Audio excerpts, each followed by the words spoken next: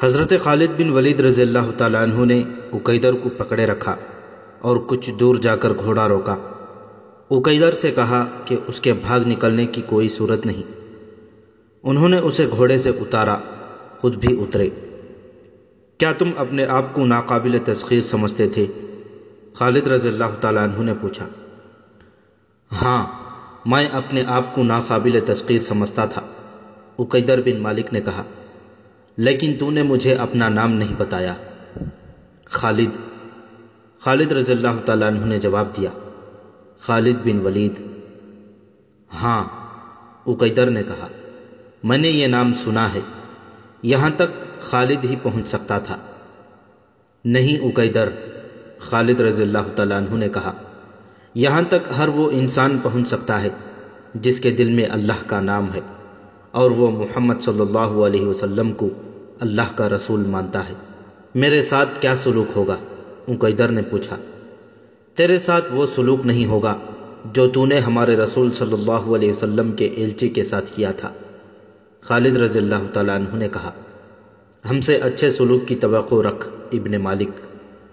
اگر ہم رومی ہوتے اور ہرقل کے بھیجے ہوئے ہوتے تو ہم کہتے کہ اپنا خزانہ اور اپنی شہر کی بہت ہی خوبصورت لڑکیاں اور شراب کے مٹکے ہمارے حوالے کر دے۔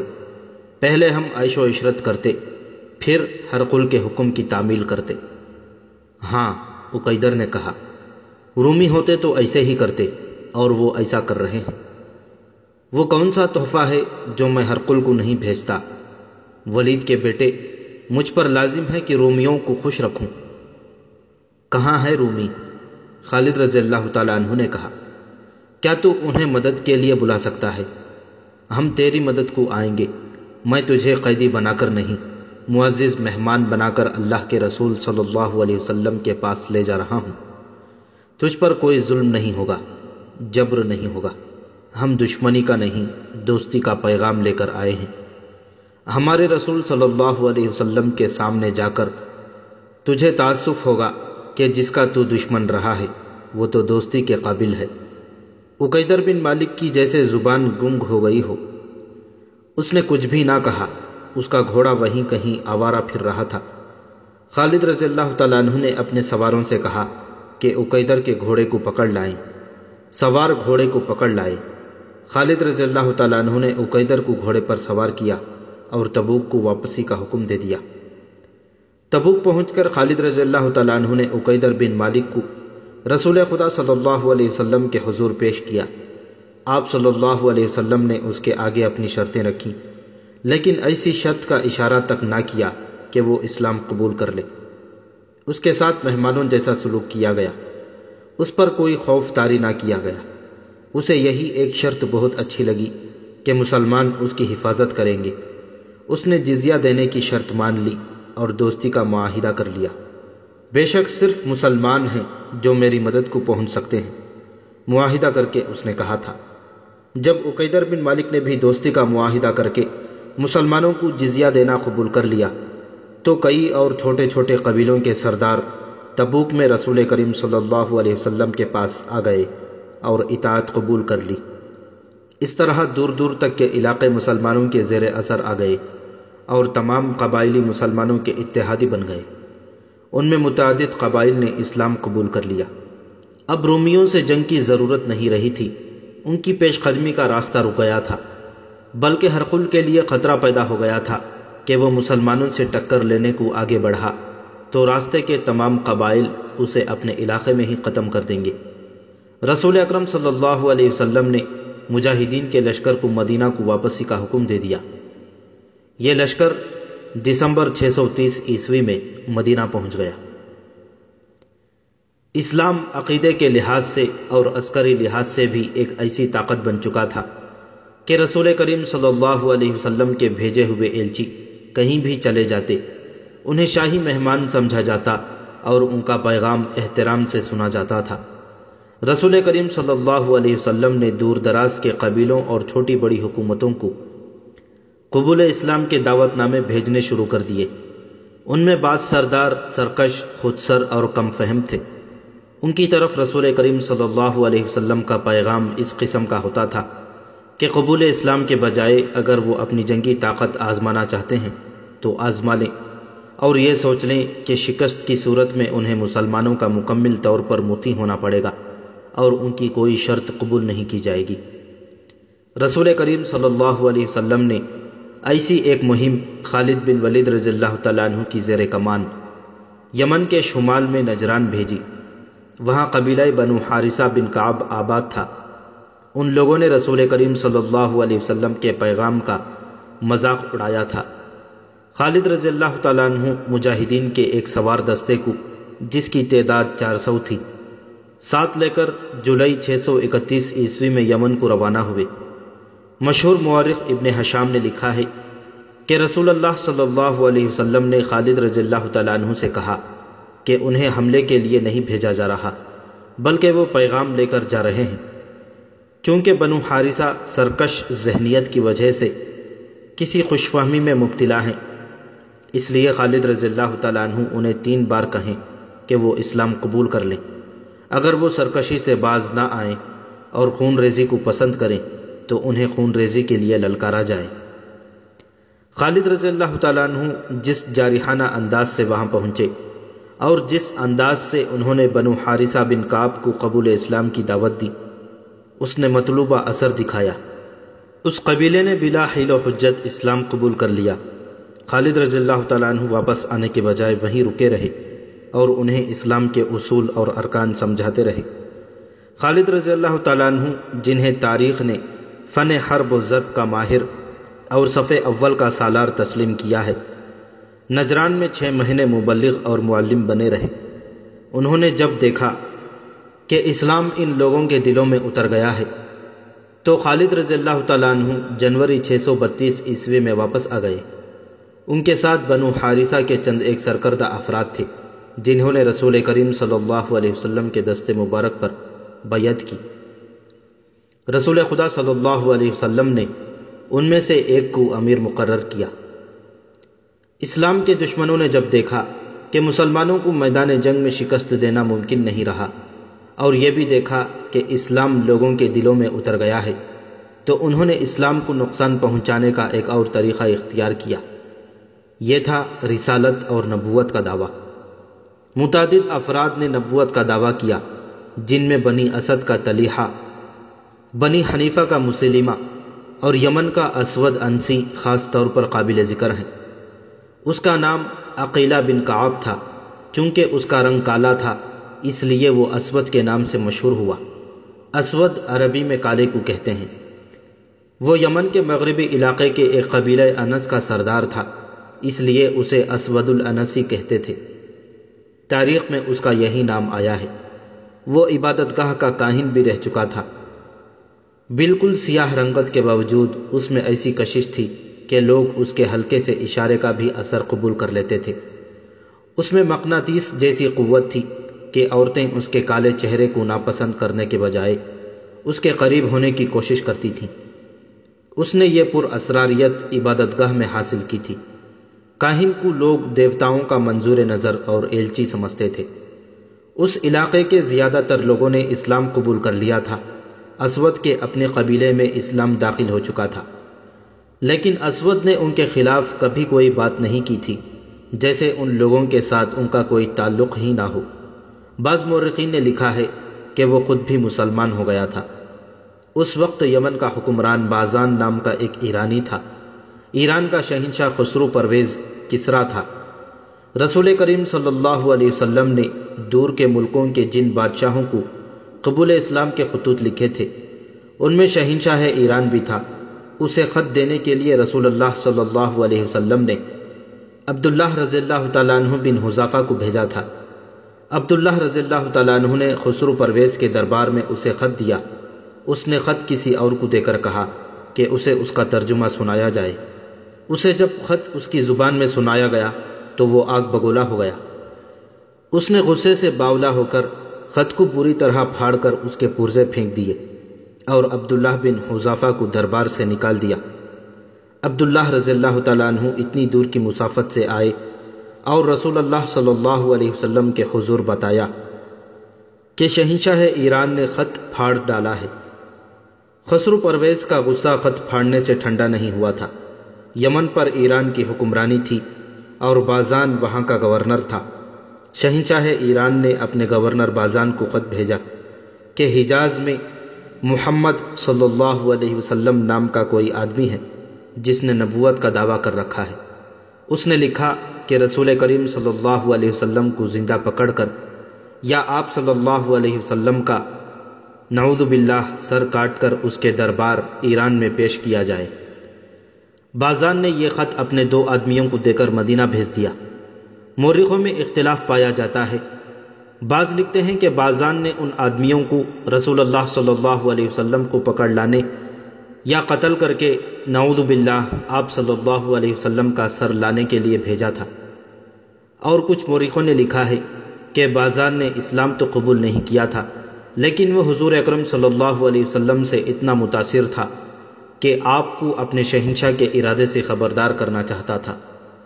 بہرحال مورخ اس واقعے پر متفق ہیں کہ بازان کے بھیجے ہوئے 2 آدمی رسول خدا صلی اللہ علیہ وسلم کے ہاں گئے تھے، اور خسرو پرویز نے جو خط بازان کو لکھا تھا وہ آپ صلی اللہ علیہ وسلم کے حضور پیش کیا تھا۔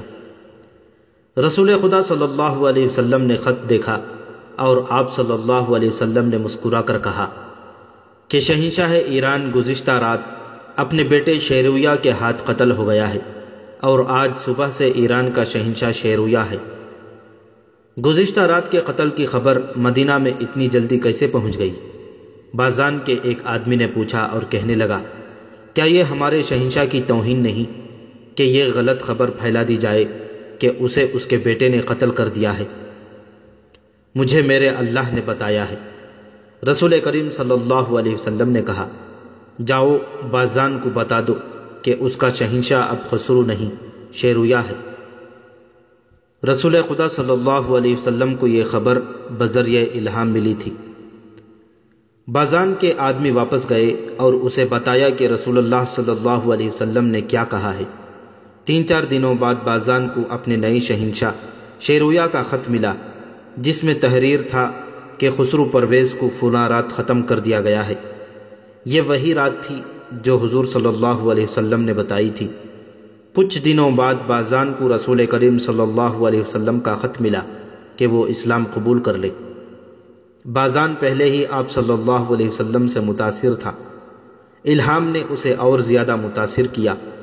رسول اللہ صلی اللہ علیہ وسلم نے اسے یہ بھی لکھا تھا کہ اسلام قبول کر لینے کی صورت میں وہ بدستور یمن کا حاکم رہے گا اور اس کی حکمرانی کا تحفظ مسلمانوں کی ذمہ داری ہوگی۔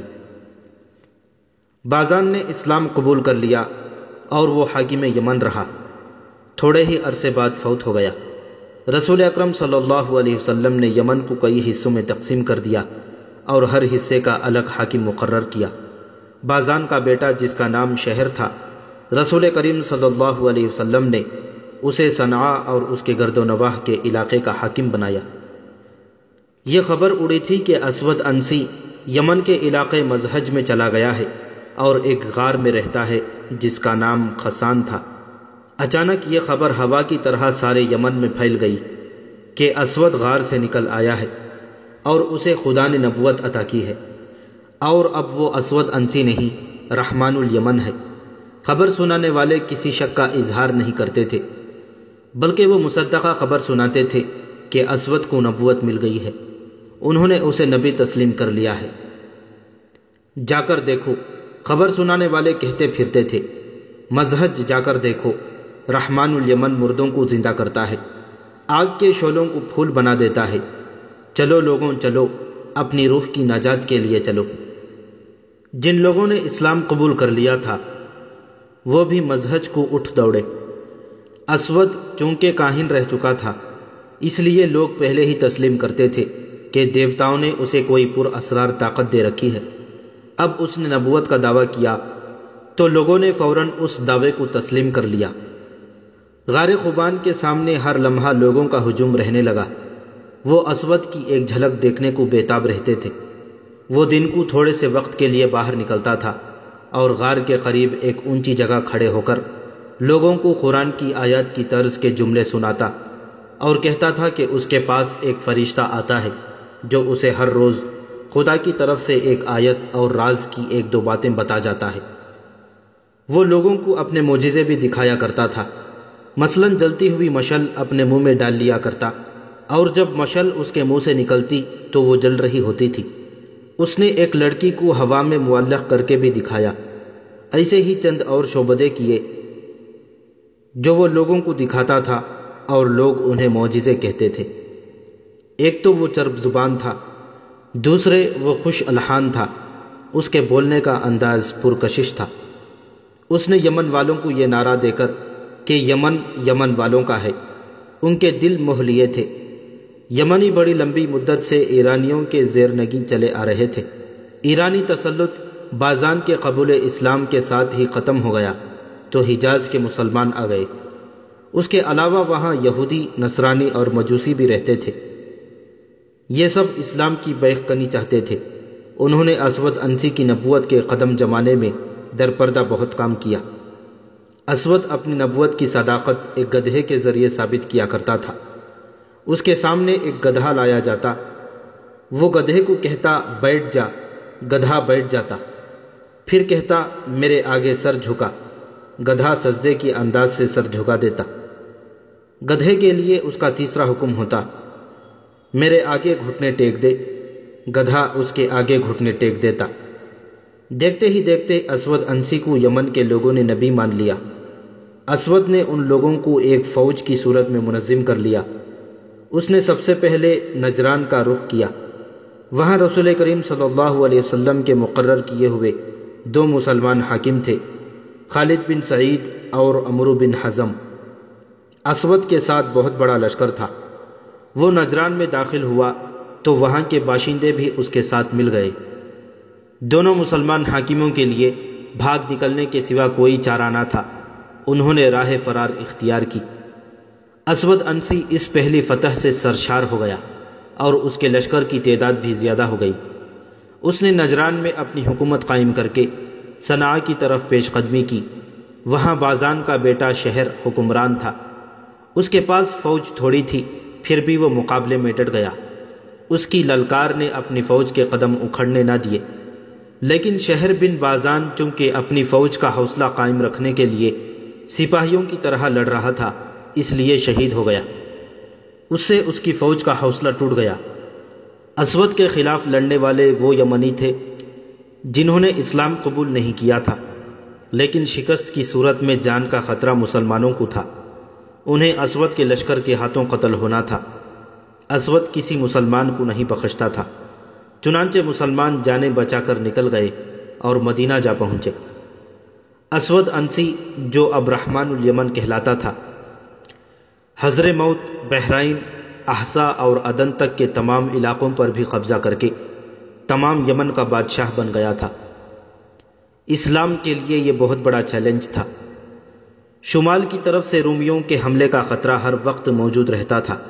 اس خطرے کو ختم کرنے کے لیے رسول خدا صلی اللہ علیہ وسلم نے ایک لشکر رومیوں پر حملے کے لیے تیار کیا تھا، جس کے سالار اعلیٰ 22 سال عمر کے ایک نوجوان اسامہ رضی اللہ تعالیٰ عنہ تھے، جو رسول کریم صلی اللہ علیہ وسلم کے آزاد کیے ہوئے غلام زید بن حارثہ رضی اللہ تعالیٰ عنہ کے بیٹے تھے۔ زید رضی اللہ تعالیٰ عنہ بھی سالار تھے اور وہ موتا کے معرکے میں شہید ہو گئے تھے۔ یمن کو ایک خود ساختہ نبی سے نجات دلانے کے لیے بہت بڑے لشکر کی ضرورت تھی، لیکن لشکر رومیوں کے خلاف لڑنے کے لیے جا رہا تھا۔ اگر رومیوں پر حملہ ملتوی کر کے اس لشکر کو یمن بھیج دیا جاتا تو رومی یہ فائدہ اٹھا سکتے تھے کہ مدینہ پر حملہ کر دیتے۔ یہ خطرہ مول نہیں لیا جا سکتا تھا۔ رسول اکرم صلی اللہ علیہ وسلم نے دوسری صورت یہ سوچی کہ یمن میں جو مسلمان مجبوری کے تحت رہ گئے ہیں اور جنہوں نے اسود انسی کی اطاعت قبول کر لی ہے، انہیں اسود کا تختہ الٹنے کے لیے استعمال کیا جائے۔ اس طریقہ کار کو حضور صلی اللہ علیہ وسلم کے تمام سالاروں نے پسند کیا۔ اس مقصد کے لیے چند ذہین قسم کے افراد کو یمن بھیجنا تھا۔ رسول اکرم صلی اللہ علیہ وسلم کی نظر انتخاب قیس بن حبیرہ پر پڑی۔ آپ صلی اللہ علیہ وسلم نے انہیں بلا کر یمن جانے کا مقصد سمجھایا اور پوری طرح ذہن نشین کرایا کہ انہیں اپنے آپ کو چھپا کر وہاں کے مسلمانوں سے ملنا ملانا ہے اور ایک زمین دوز جماعت تیار کرنی ہے جو اس جھوٹے نبی اور عیش و عشرت میں ڈوبے ہوئے خود ساختہ بادشاہ کا تختہ الٹے۔ آپ صلی اللہ علیہ وسلم نے قیس بن حبیرہ سے یہ بھی کہا کہ وہ مدینہ سے اپنی روانگی کو بھی خفیہ رکھیں اور یمن تک اس طرح پہنچیں کہ انہیں کوئی دیکھ نہ سکے۔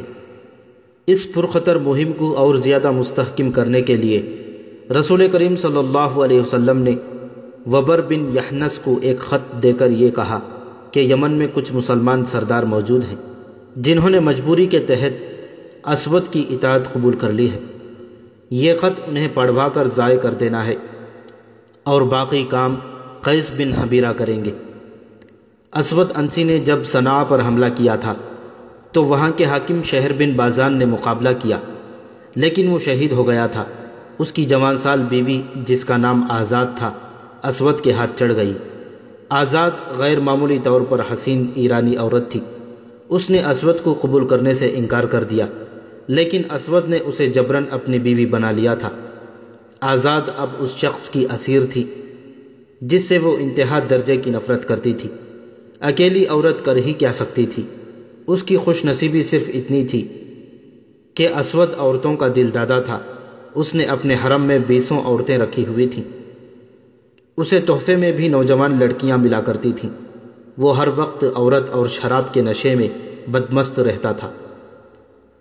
رسول اکرم صلی اللہ علیہ وسلم کے بھیجے ہوئے قیس بن حبیرہ چوری چھپے سفر کر کے اور بھیس بدل کر صنعا پہنچے۔ اسود نے صنعا کو اپنا دارالحکومت بنا لیا تھا۔ ادھر وبر بن یحنس ایک مسلمان سردار کے ہاں خط لے کر پہنچ گئے۔ اس مسلمان سردار نے یہ یقین تو دلا دیا کہ وہ ایسے چند ایک مسلمان سرداروں کو اکٹھا کر لے گا جنہوں نے دل سے اسود کی اطاعت قبول نہیں کی، لیکن اسود کا تختہ الٹنا ممکن نظر نہیں آتا، کیونکہ وہ صرف بادشاہ ہی نہیں، یمن کے باشندے اسے اپنا نبی مانتے ہیں۔ قیس بن حبیرہ ایک ایسے ٹھکانے پر پہنچ گئے جہاں رسول کریم صلی اللہ علیہ وسلم کے شیدائی مسلمان موجود تھے۔ ان مسلمانوں نے بھی وہی بات کہی جو مسلمان سردار نے کہی تھی، لیکن ان مسلمانوں نے ایسی کوئی بات نہ کہی کہ وہ اس زمین دوز تحریک میں شامل نہیں ہوں گے۔ انہوں نے پرعزم لہجے میں کہا کہ وہ خفیہ طریقے سے وفادار مسلمانوں کو اکٹھا کر لیں گے۔ ہم اس جھوٹے نبی کو ختم کرنے کے لیے زیادہ انتظار نہیں کر سکتے۔ ایک مسلمان نے کہا، جوں جوں وقت گزرتا جا رہا ہے اس کی مقبولیت میں اضافہ ہو رہا ہے۔ کیا تم لوگ یہ نہیں سوچ سکتے کہ اس شخص کو قتل کر دیا جائے؟ قتل کون کرے گا؟ ایک اور مسلمان نے پوچھا۔ اور اسے کہاں قتل کیا جائے گا؟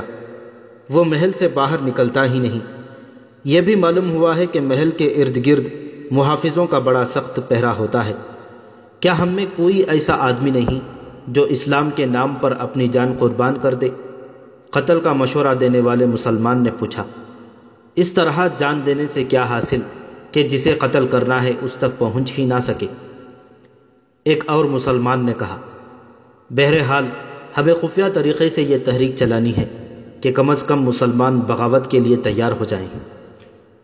اسود انسی نے یمن پر قبضہ کر کے پہلا کام یہ کیا تھا کہ ایران کے شاہی اور دیگر اعلیٰ خاندانوں کے جو ایرانی اس کے ہاتھ چڑھ گئے تھے انہیں اس نے مختلف طریقوں سے ذلیل و خوار کر کے رکھ دیا تھا۔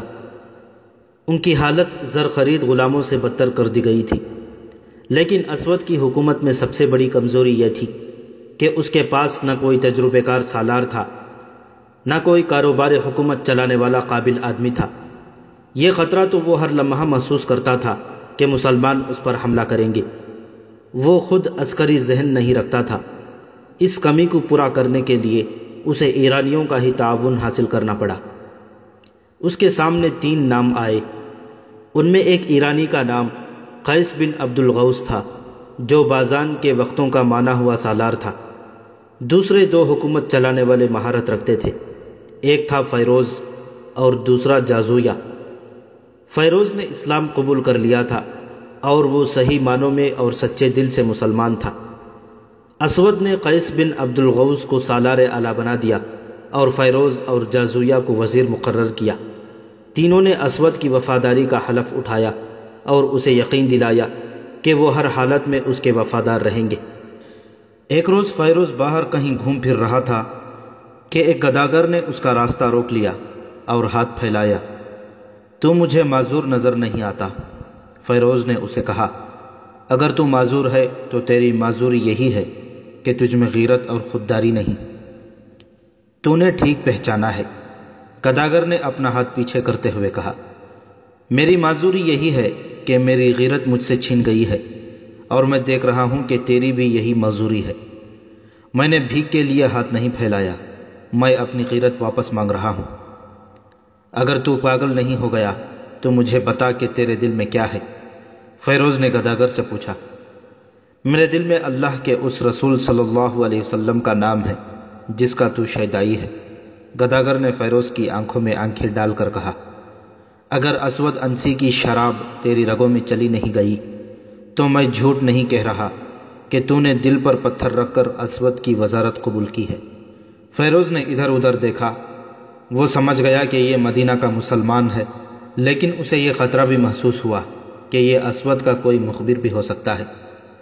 مت گھبرا فیروز، گداگر نے کہا، میں تجھ پر اعتبار کرتا ہوں، تو مجھ پر اعتبار کر۔ میں تجھے اپنا نام بتا دیتا ہوں، قیس بن حبیرہ۔ مجھے رسول اللہ صلی اللہ علیہ وسلم نے بھیجا ہے۔ کیا تو سچ کہتا ہے کہ رسول اللہ صلی اللہ علیہ وسلم نے تجھے میرے پاس بھیجا ہے؟ فیروز نے اشتیاق سے پوچھا۔ نہیں، قیس نے کہا، رسول اللہ صلی اللہ علیہ وسلم نے یہ کہا تھا کہ وہاں چلے جاؤ، اللہ کے سچے بندے مل جائیں گے۔ تجھے کس نے بتایا کہ میں سچا مسلمان ہوں؟ فیروز نے پوچھا۔ اپنے رسول صلی اللہ علیہ وسلم کا نام سن کر رسالت کے شیدائیوں کی آنکھوں میں جو چمک پیدا ہو جاتی ہے وہ میں نے تیری آنکھوں میں دیکھی ہے۔ قیس نے کہا، تیری آنکھوں میں چمک کچھ زیادہ ہی آ گئی ہے۔ فیروز نے قیس سے کہا کہ وہ چلا جائے۔ اس نے قیس کو ایک اور جگہ بتا کر کہا کہ کل سورج غروب ہونے سے کچھ دیر پہلے وہ وہاں بیٹھا گداگری کی صدا لگاتا رہے۔ اگلی شام فیروز اس جگہ سے گزرا جو اس نے قیس بن حبیرہ کو بتائی تھی۔ فیروز کے اشارے پر قیس گداگروں کے انداز سے اٹھ کر فیروز کے پیچھے پیچھے ہاتھ پھیلا کر چل پڑا۔ رسول خدا صلی اللہ علیہ وسلم تک پیغام پہنچا دینا کہ آپ کے نام پر جان قربان کرنے والا ایک آدمی اسود انسی کے سائے میں بیٹھا ہے۔ فیروز نے چلتے چلتے ادھر ادھر دیکھے بغیر دھیمی سی آواز میں کہا، اور میں حیران ہوں کہ اتنی جنگی طاقت کے باوجود رسول اللہ صلی اللہ علیہ وسلم نے یمن پر حملہ کیوں نہیں کیا؟ ہرقل کا لشکر اردن میں ہمارے سر پر کھڑا ہے، قیس نے کہا۔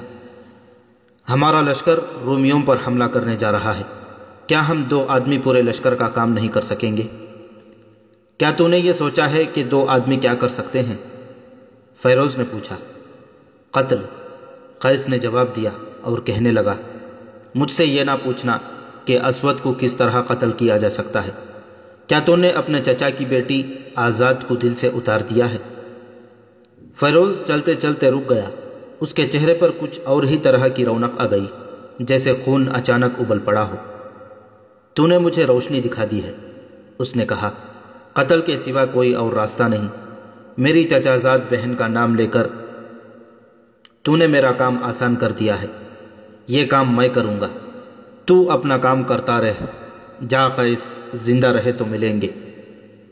مورخوں نے لکھا ہے کہ فیروز کے دل میں اسود کی جو نفرت دبی ہوئی تھی وہ ابھر کر سامنے آ گئی۔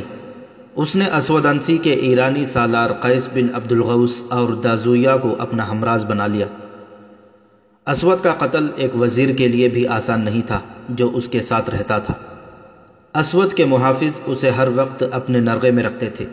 سوچ سوچ کر ان تینوں ایرانیوں نے یہ فیصلہ کیا کہ آزاد کو اس کام میں شریک کیا جائے، لیکن قتل آزاد کے ہاتھوں نہ کرایا جائے۔ آزاد تک رسائی حاصل نہیں تھی۔ اسود کو شک ہو گیا تھا کہ تینوں ایرانی اسے دل سے پسند نہیں کرتے۔ اس نے ان پر بھروسہ کم کر دیا تھا۔ آزاد اور فیروز کی ویسے بھی کبھی ملاقات نہیں ہوتی تھی۔ آزاد تک پیغام پہنچانے کے لیے عورت کی ہی ضرورت تھی۔ ایک وزیر کے لیے ایسی عورت کا حصول مشکل نہ تھا۔ فیروز نے محل کی ایک ادھیڑ عمر عورت کو اپنے پاس بلا لیا۔ وہ بھی مسلمان تھی۔ فیروز نے اسے کہا کہ وہ اسے اپنے گھر میں رکھنا چاہتا ہے۔ اگر وہ پسند کرے تو وہ اسے اپنے ہاں لا سکتا ہے۔ فیروز نے اسے کچھ لالچ دیا۔ ایک یہ تھا کہ اس سے اتنا کام نہیں لیا جائے گا جتنا اب لیا جاتا ہے۔ وہ عورت مان گئی۔ فیروز نے اسی روز اسے اپنے ہاں بلا لیا۔ ایک روز آزاد اکیلی بیٹھی تھی۔ وہ ہر وقت جلتی اور کڑتی رہتی تھی۔ اسے کوئی راہ فرار نظر نہیں آتی تھی۔ اس کیفیت میں فیروز کی وہی خادمہ اس کے پاس آئی۔ میں کسی کام کے بہانے آئی ہوں، خادمہ نے کہا، لیکن میں آئی دراصل تیرے پاس ہوں۔ کیا تو اپنے چچا زاد بھائی سے کبھی ملی ہے جو رحمان الیمن کا وزیر ہے؟ کیا تو جاسوسی کرنے آئی ہے؟ آزاد نے غصیلی آواز میں کہا۔ نہیں، خادمہ نے کہا، مجھ پر یہ شک نہ کر کہ میں اس جھوٹے نبی کی مخبر ہوں۔ میرے دل میں بھی اسود کی اتنی ہی نفرت ہے جتنی تیرے دل میں ہے۔ میں نہیں سمجھ سکی کہ تو میرے پاس کیوں آئی ہے، آزاد نے کہا۔ فیروز وزیر نے بھیجا ہے، خادمہ نے کہا۔ میں فیروز کا نام بھی نہیں سننا چاہتی، آزاد نے کہا۔ اگر اس میں غیرت ہوتی تو وہ اس شخص کا وزیر نہ بنتا جس نے اس کی چچا زاد بہن کو بیوہ کیا اور اسے جبراً اپنی بیوی بنا لیا ہے۔ آزاد شاہی خاندان کی عورت تھی۔ وہ ان لونڈیوں اور باندیوں کو اچھی طرح سمجھتی تھی۔ اس نے اندازہ کر لیا کہ یہ عورت مخبری کرنے نہیں آئی۔ اس نے خادمہ سے پوچھا کہ فیروز نے اس کے لیے کیا پیغام بھیجا ہے۔ خادمہ نے بتایا کہ وہ اسے صرف ملنا چاہتا ہے۔ آزاد نے اسے ایک جگہ بتا کر کہا کہ فیروز وہاں رات کو آ جائے، لیکن ہمارے درمیان ایک دیوار حائل ہوگی، آزاد نے کہا۔ اس میں ایک جگہ ایک دریچہ ہے جس میں سلاخیں لگی ہوئی ہیں۔ فیروز سلاخوں کی دوسری طرف کھڑا ہو کر بات کر سکتا ہے۔ خادمہ نے آزاد کا پیغام فیروز کو دے دیا۔ اسی رات فیروز محل کے ارد گرد کھڑی دیوار کے اس مقام تک پہنچ گیا جہاں سلاخوں والا چھوٹا سا دریچہ تھا۔ آزاد اس کے انتظار میں کھڑی تھی۔ تیری خادمہ پر مجھے اعتبار آ گیا ہے، آزاد نے کہا۔ تجھ پر میں کیسے اعتبار کروں؟ میں نہیں مانوں گی کہ تو مجھے اس وحشی سے آزاد کرانے کی سوچ رہا ہے۔ کیا تو اس وحشی کے ساتھ خوش ہے؟ فیروز نے پوچھا۔ اس سے زیادہ قابل نفرت آدمی میں نے کوئی اور نہیں دیکھا، آزاد نے کہا۔ تیرا یہاں زیادہ دیر کھڑے رہنا ٹھیک نہیں۔ فوراً بتا تجھے اتنے عرصے بعد کیوں میرا خیال آیا ہے؟ کیا اس وقت اسود کے ادھر آ نکلنے کا خطرہ ہے؟ فیروز نے پوچھا۔ یا ابھی وہ تمہیں؟ نہیں، آزاد نے کہا، پہرے داروں کا خطرہ ہے۔ اسود اس وقت شراب کے نشے میں بے سدھ پڑا ہے، اس کے پاس عورتوں کی کمی نہیں۔ میں صرف تجھے نہیں پورے یمن کو آزاد کراؤں گا، فیروز نے کہا، لیکن تیری مدد کے بغیر میں کامیاب نہیں ہو سکتا۔ مجھے بتا فیروز، آزاد نے پوچھا، میں کیا کر سکتی ہوں؟ کسی رات مجھے اسود تک پہنچا دے، فیروز نے کہا۔ اگلے روز وہاں سے اس کی لاش اٹھائی جائے گی۔ کیا تو یہ کام کر سکتی ہے؟ کل رات اس وقت کے بعد اس دیوار کے باہر اس جگہ آ جانا جو میں تمہیں بتاؤں گی، آزاد نے کہا۔ میرا کمرہ اس دیوار کے بالکل ساتھ ہے۔ تم دیوار کسی اور طریقے سے پھلانگ نہیں سکو گے۔ کمندر پھینکنی پڑے گی۔ رسا لیتے آنا۔ رسے کو دیوار کے اوپر سے اندر کو پھینکنا، میں اسے کہیں باندھ دوں گی، تم رسے سے اوپر آ جانا۔ اگلی رات فیروز اس طرح چھپتا چھپاتا دیوار کے ساتھ ساتھ جا رہا تھا کہ اسے پہرے داروں کے گزر جانے تک چھپنا پڑتا تھا۔ وہ اس جگہ پہنچ گیا جو اسے آزاد نے بتائی تھی۔ اس نے دیوار پر رسا پھینکا جس کا اگلا سرا دوسری طرف نیچے تک چلا گیا۔ آزاد موجود تھی۔ اس نے رسا پکڑ لیا اور کہیں باندھ دیا۔ فیروز رسے کو پکڑ کر اور پاؤں دیوار کے ساتھ جماتا دیوار پر چڑھ گیا۔ اس نے رسا دیوار پر باندھ دیا اور اس کی مدد سے نیچے اتر گیا۔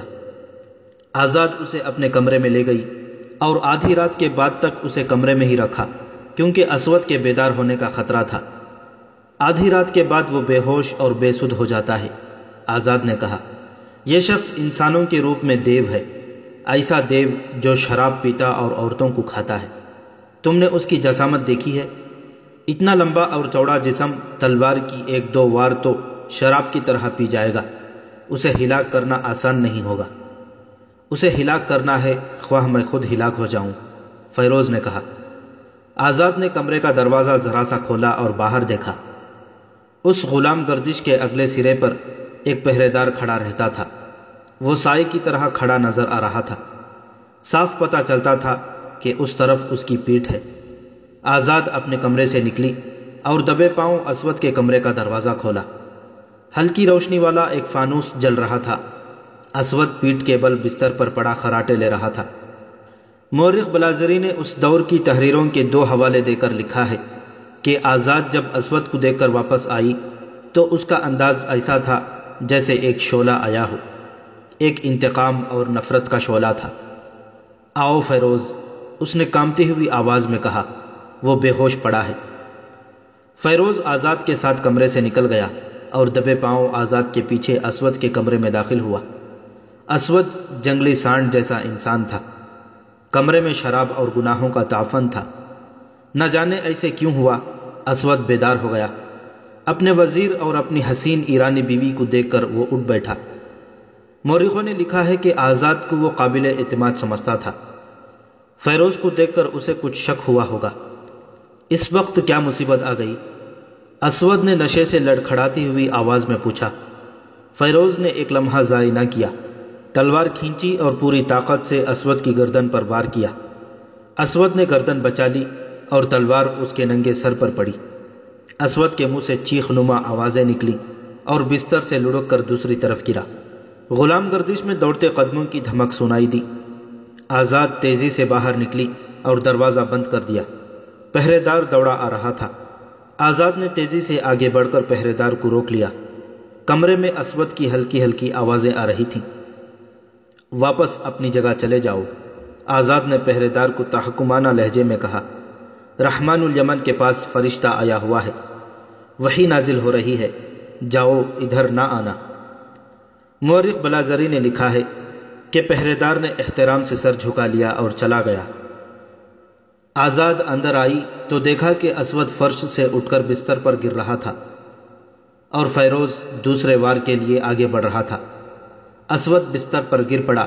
اس کا سر پلنگ کے بازو پر تھا اور سانڈوں کی طرح ڈکار رہا تھا۔ تم اسے مار نہیں سکو گے فیروز، آزاد نے آگے بڑھ کر کہا، اور اسود کے بال جو لمبے تھے دونوں ہاتھوں سے پکڑ کر نیچے کو کھینچے اور خود فرش پر بیٹھ گئی۔ اب فیروز گردن کاٹ دو۔ فیروز نے ایک ہی وار سے اسود کی گردن صاف کاٹ دی اور سر جسم سے الگ کر دیا۔ فیروز کے ساتھیوں قیس عبدالغوث اور دازویا کو معلوم تھا کہ آج رات کیا ہونے والا ہے۔ فیروز نے اسود کا سر اٹھایا اور ان دونوں کے ہاں جا پہنچا۔ محافظوں اور پہرے داروں کو رحمان الیمن کے قتل کی خبر ملی تو انہوں نے محل کو محاصرے میں لے لیا۔ آزاد فیروز کے ساتھ رہی۔ محل میں بھگدڑ مچ گئی۔ حرم کی عورتوں کا ہجوم چیختا چلاتا باہر کو بھاگا۔ ادھر رسول اللہ صلی اللہ علیہ وسلم کے بھیجے ہوئے قیس بن حبیرہ اور وبر بن یحنس سرکردہ مسلمانوں کو بغاوت پر آمادہ کر چکے تھے اور دن رات زمین دوز سرگرمیوں سے مسلمانوں کے حوصلے بحال کر چکے تھے۔ ابھی صبح صادق میں کچھ وقت باقی تھا۔ محل کی چھت سے اذان کی آواز بلند ہوئی۔ لوگ حیران ہوئے کہ محل میں اذان۔ لوگ محل کی طرف دوڑے۔ اسود کی فوج حکم کی منتظر تھی، لیکن حکم دینے والا قیس عبدالغوث تھا، وہی سپہ سالار تھا۔ اس نے فوج کو باہر نہ آنے دیا۔ اسود کا سر محل کے باہر لٹکا دیا گیا۔ محل کی چھتوں سے للکار بلند ہو رہی تھی، ہم گواہی دیتے ہیں کہ محمد اللہ کے رسول صلی اللہ علیہ وسلم ہے اور اسود انسی کذاب ہے۔ اسود کے پیروکاروں پر خوف طاری ہو گیا اور مسلمان مسلح ہو کر نکل آئے اور انہوں نے یمنیوں کو قتل کرنا شروع کر دیا۔ مصر کے مشہور صحافی اور سابق وزیر معروف محمد حسین ہیکل نے اپنی کتاب ابو بکر صدیق اکبر میں فیروز کی زبانی ایک روایت پیش کی ہے۔ فیروز نے کہا تھا، اسود کو قتل کر کے ہم نے وہاں کا انتظام پہلے کی طرح رہنے دیا، یعنی جس طرح اسود کے تسلط سے پہلے تھا۔ ہم نے قتل کے بعد پہلا کام یہ کیا کہ معاذ بن جبل کو بلایا کہ وہ ہمیں باجماعت نماز پڑھائیں۔ ہم بے انتہا خوش تھے کہ ہم نے اسلام کے اتنے بڑے دشمن کو ختم کر دیا ہے، لیکن اچانک اطلاع ملی کہ رسول خدا صلی اللہ علیہ وسلم وصال فرما گئے ہیں۔ اس خبر سے یمن میں ابتری سی پھیل گئی۔ فیروز کو مسلمانوں نے صنعاء کا حاکم مقرر کر دیا۔ یہ واقعہ مئی 632 عیسوی کا ہے۔ قیس بن حبیرہ اور وبر بن ینحس جون 632 عیسوی کے دوسرے ہفتے میں یہ خوشخبری لے کر مدینہ پہنچے کہ جھوٹا نبی اپنے انجام کو پہنچ گیا ہے اور یمن پر اسلامی پرچم لہرا دیا گیا ہے، لیکن مدینہ سوگوار تھا۔ 5 جون 632 عیسوی 12 ربیع الاول 11 ہجری رسول خدا صلی اللہ علیہ وسلم وصال فرما گئے تھے۔